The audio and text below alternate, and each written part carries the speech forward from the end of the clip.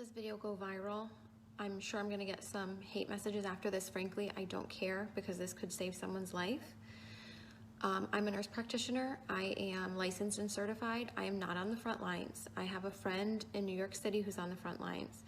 And for her safety, she cannot come out and say these things. So I am her voice. I'm not going to name names of people or hospitals for the safety of those involved. But this is her account, okay? I am her voice here. I'm gonna tell you what she has told me. She wants this to get out. Now, I'm sure this is not the case everywhere. I'm confident. I have friends that are in other places. They're on the front lines, they're in ICU, and it's not like this everywhere. But in New York City right now, in some of the hospitals, this is what is going on. People are sick, but they don't have to stay sick. They are killing them. They are not helping them. She used the word murder, coming from a nurse who went to New York City expecting to help. Patients are left to rot and die. Her words. She has never seen so much neglect. No one cares. They are cold and they don't care anymore. It's the blind leading the blind. Now, a couple of weeks ago, I was on with some nurse friends of mine and we were discussing different medications that could be used to potentially help people. Doctors who were reporting around the country that they were using a combination of medications that were helping people. People were not dying when they were on these medications, they were getting better. Those medications are not being used in hospitals in New York City. What is happening is that they're putting people on nasal cannula. If they require more than 6 liters of nasal cannula, they get intubated, they go on the vent, or they get trached if there's not enough vents. They don't get high flow, no non-rebreather, no non-invasive ventilation, no CPAP, no BiPAP.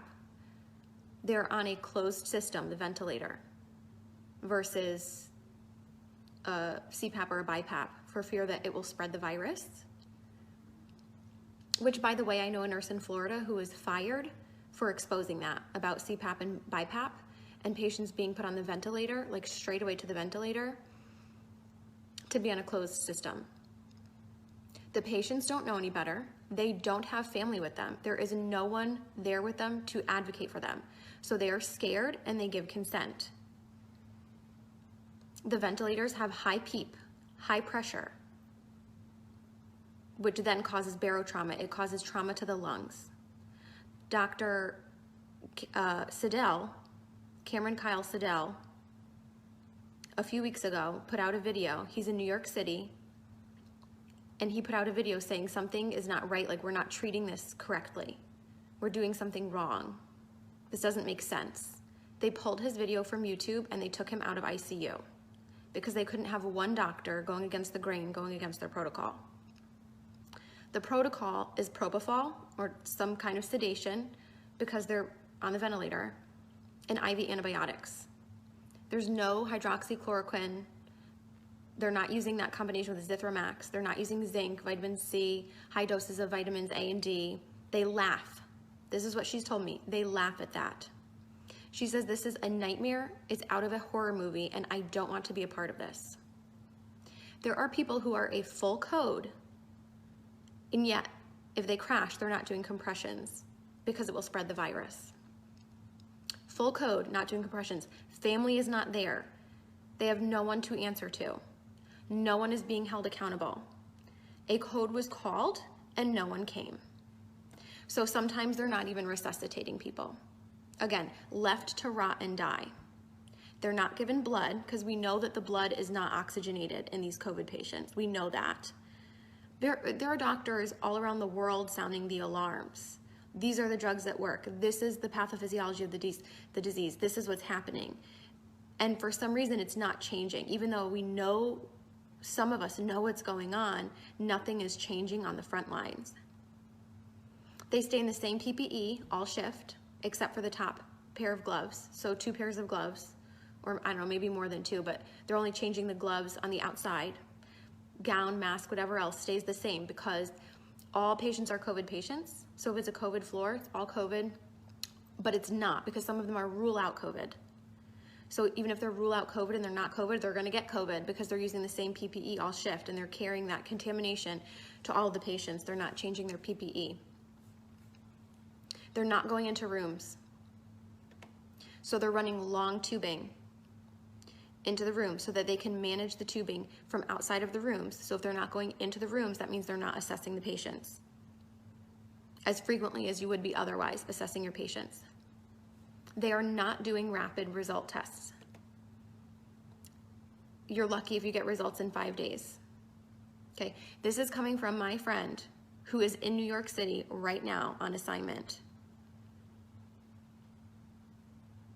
who went there to help, and this is what she's finding. It's a horror movie, she says.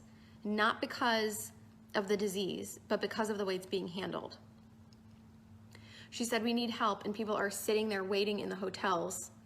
Money, I guess, it's being paid for by FEMA, and yet they're still understaffed. And there are hundreds of people, hundreds of nurses in the hotels waiting to be called onto a shift. So there is manpower enough if the goal were to actually save people. But resources are not being utilized properly or to full capacity in a way that maximizes the patient benefit or improves the outcomes. The records and charting are crap. And now some of these hospitals in New York City are probably crappy on a good day. So you add in the fear of COVID and the fear of the whole pandemic and forget it. So if you're in a crappy hospital with crappy nurses, let's face it, all of us nurses have worked with crappy nurses before who don't care. So now you add in this, forget it. And they're having people do things that they can't do. So maybe things that they're not proficient in. So maybe a nurse who's not familiar or comfortable with using a ventilator. And it's that figure it out mentality. Figure it out. These patients are critical and they're crashing, figure it out. So nurses are being celebrated as heroes, right? We see how like the fire trucks and the police are like lining up and practically having these parades and celebrating them as heroes. And don't get me wrong, I'm sure in some parts of the country and other ICUs, I have friends that are working on the front lines in ICU and they are good nurses. And some of them are heroes, but we have nurses being celebrated as heroes who are killing people. They're not heroes. And they're being brainwashed to think they're doing something great just by going to work because they're brave enough to go to work. Well, what are you doing at work? You're certainly not saving people if you're not even running codes. You're not even going into patient rooms. You're a coward. You're hurting people. You're killing them. You're contributing to the problem. I know I'm going to get hate mail for this, and that's fine, because people are dying who don't have to die.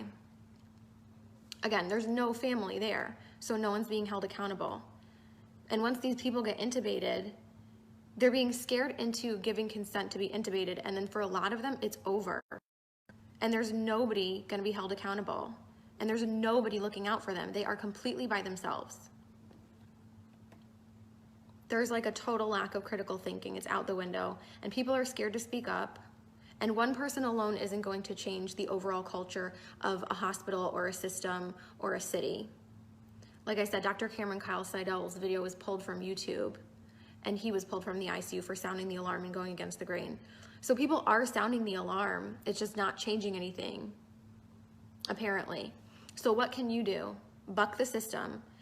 I'm really fortunate I don't have any family in New York City that I personally have to worry about. If there are people that you are worried about, or maybe it's not even New York City, maybe you're in another city that's being really hard hit and you're just hearing really bad things coming out of that city, buck the system. Something is wrong in the system.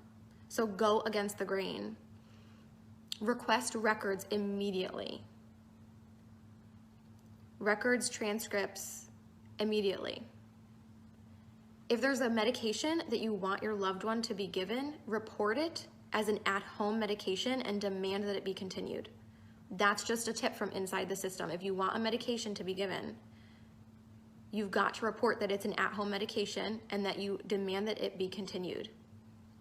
Your loved one is not going to have you in there advocating for them once they go in. You're not allowed in. The only reports that we're able to get of what's going on are coming from the inside, and people are afraid to speak out. People have lost their jobs. Do not give consent for intubation if you don't want to be intubated or your loved one to be intubated. Demand non-invasive or less invasive ventilation methods. As soon as you give that consent, you might not come out of it. Now, in some cases, it might be appropriate. We just don't know. We know that it's being used inappropriately in a lot of cases, and that the ventilators are making people worse.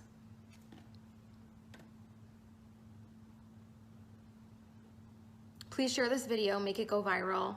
People need to know this. This is the truth of what's going on from my nurse friend who's in New York City right now on assignment. This is murder, she says. People are being murdered and no one cares. Horrible care.